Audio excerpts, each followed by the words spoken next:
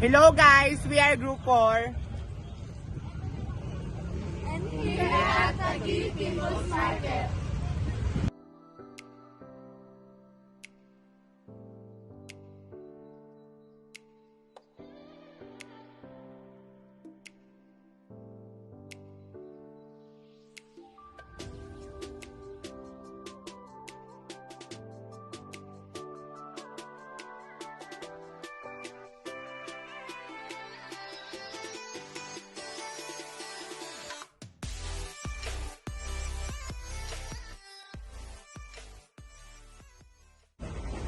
Kailan po dumadating yung stock niya tapos saan niyo po ito kinukuha?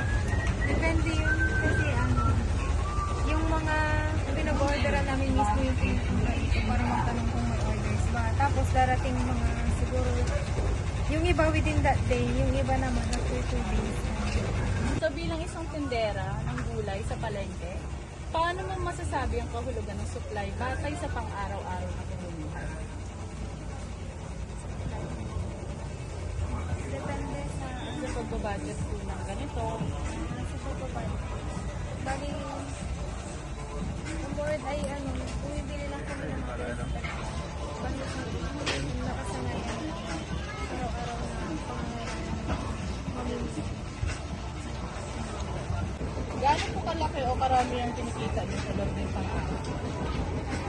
Depende yun kung anong karami yung bibili. Ang ate, tanong ko lang po kung magkano po yung puhunan niyo po dito sa palengke niyo? Apo yung puhunan. Sigurado kasi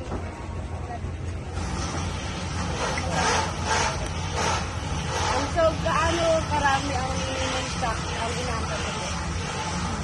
Kung kunwari po dito po kung bultuhan po ba o konti lang po, bultuhan. Kung bilang distributor, nakaka-affect ko rin ba sa inyo ang pagtaas at pagbaba ng bilihin sa dahil sibuyas?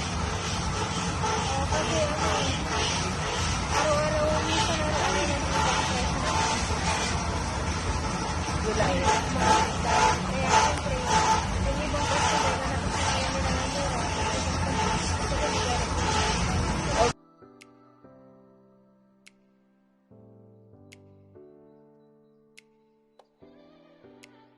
Gano'n kalaki yung makarami ng kinikita sa loob ng mga araw?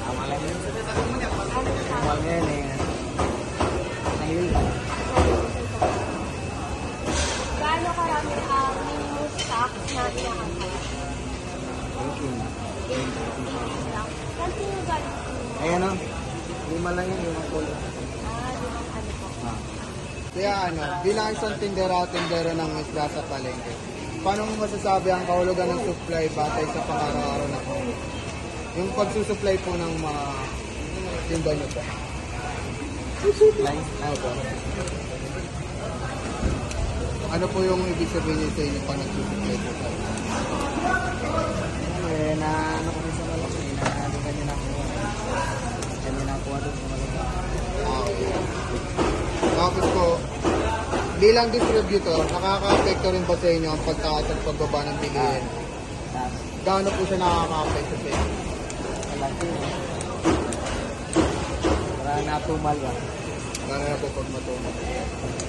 Kuya, kailan dumadating yung mga stock at saan kinukuha ang mga Eh, Lucina yan. Araw-araw naman nagdadating. Kanya araw-araw nakuha doon. na- May service din. saan yung kinukuha yung mga stock mo? Sa Malabo. Sa Malabon.